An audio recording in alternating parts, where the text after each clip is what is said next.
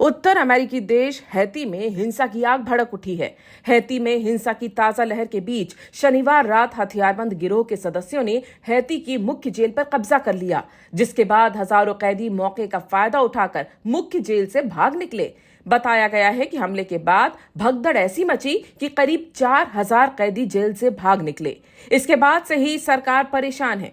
दरअसल मानवाधिकार वकील अर्नेल रेमी के अनुसार पोर्ट ऑ प्रिंस की राजधानी में विभिन्न गिरोहों के बीच समन्वित हमलों के बाद कम से कम 5 लोग मारे गए, जिनमें नेशनल पेनिटेंट्री जेल पर हमला भी शामिल था, जहां 100 से भी कम कैदी अपनी सेल में रह रहे थे। बाकी सभी कैदी जेल से भाग गए। इनकी संख्या करीब 4000 बताई जा रही है।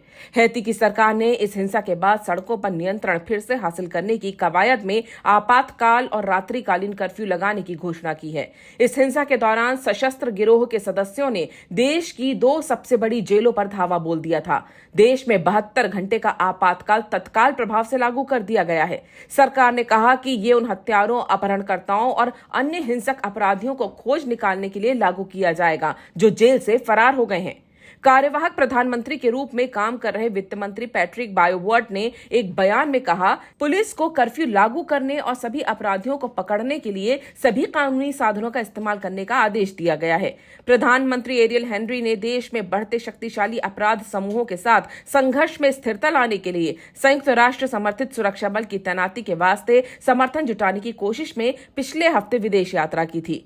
हैती में गिरोहों द्वारा पोर्ट ऑ प्रिंस में सरकारी संस्थानों पर हमले बढ़ने के बीच पिछले हफ्ते हुई हिंसा में अब तक कम से कम 9 लोगों की मौत हो गई है, जिनमें से 4 पुलिस अधिकारी हैं। बदमाशों ने पुलिस थानों, देश के अंतर्राष्ट्रीय हवाई अड्डे और यहां तक कि फुटबॉल स्टेडियम तक को निशाना बनाया है। न्यूयॉर्क पोस्ट की खबर के मुताबिक इस हिंसा का फायदा उठाकर 4000 कैदी भगदड़ के दौरान जेल से भाग निकले। अब ये जेल पूरी तरह से वीरान हो चुका है, जहां कैदियों के केवल चप्पल, जूते और कपड़े बिखरे हैं।